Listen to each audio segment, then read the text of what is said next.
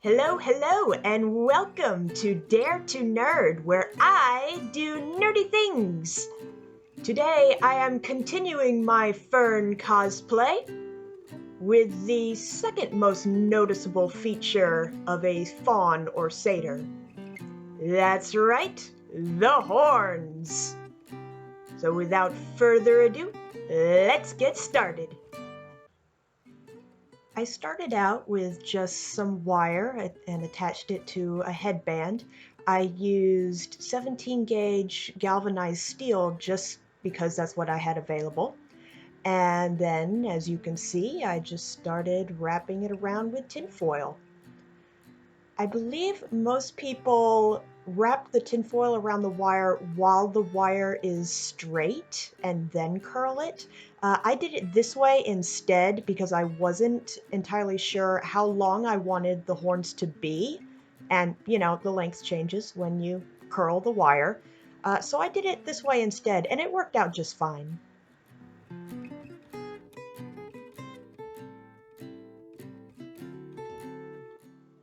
After I got it in the general shape that I wanted, it was time to start with the paper mache. So I started out with just toilet paper instead of newspaper because I had this idea of smoothing out any sharp points that was in the tin foil and also giving the newspaper something extra to stick onto. Turns out toilet paper is also very easy to work with because you can just take tiny little strips and it adheres very well to whatever you're paper macheing. Next, I took thin strips of newspaper and dipped them in a half and half solution of water and Elmer's glue and just started wrapping it around the horns. I debated for a while if I wanted to make the horns from paper mache or if I wanted to try EVA foam as I've seen other cosplayers do. I stuck with paper mache for a couple of reasons. A, I already had the materials readily available to me, and B, I am much more familiar with paper mache crafts than I am working with foam. I've done many masks and props in the past from paper mache with great success. And they've always been very solid and have stood up against abuse and weather for quite a while. So this is why paper mache worked for me. I also debated on how to do the lines that you see on Fearne's horns. Did I want to do paper mache and use kind of those natural lines made by the strips of newspaper, or did I want to do something else like foam? I eventually decided that I wanted the lines to be a more prominent feature of the horns and really stand out from a distance. So I landed on another one of my go-tos, hot glue.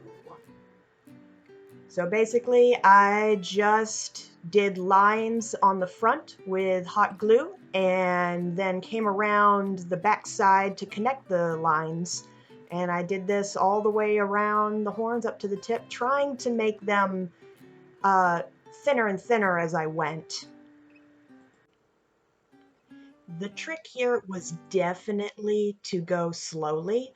And if you want perfectly uniform straight lines every time, I would definitely do the foam method for this part. But for my purposes, hot glue worked perfectly well.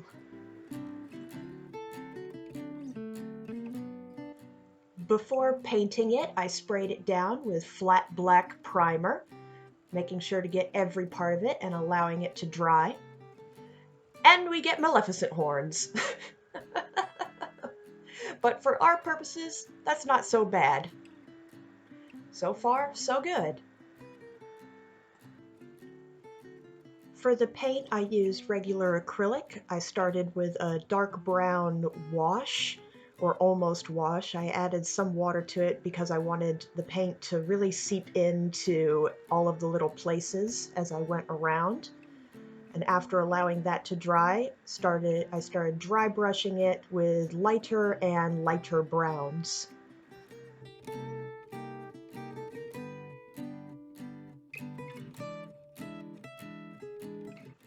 For the final layer, I wanted to give the horns a bit of a shine, so I added some metallic gold to the light brown paint and just dry brush that over the horns as well. Et voila! Pretty horns! So with the paint dried, I could start adding flowers that you often see on Fearne's horns.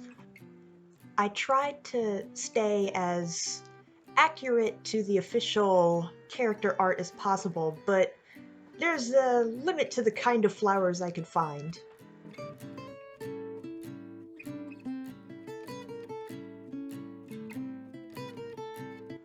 I wanted to add a little extra security for some of the flowers, so I poked a hole in the horns where the back of a couple of the flowers could go, and then just added some hot glue to the flower and to the empty space, and secured them together.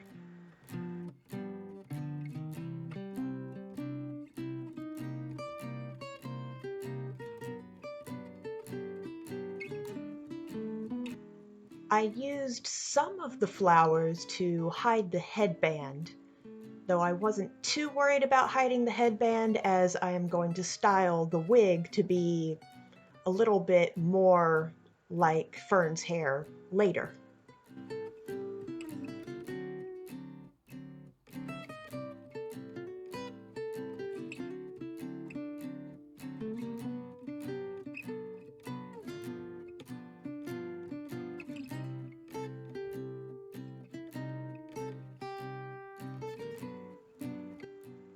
With the flowers all attached, it was completo! So let's take a look at the final result.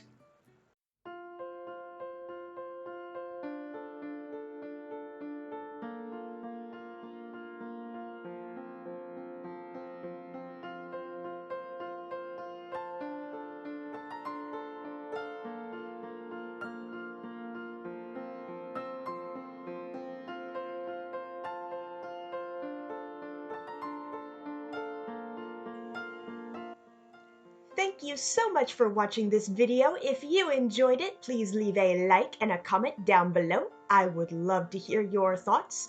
And don't forget to share that cupcake with our local subscribe button. It loves the nom-noms. And I will see you for the next nerdy project. Bye!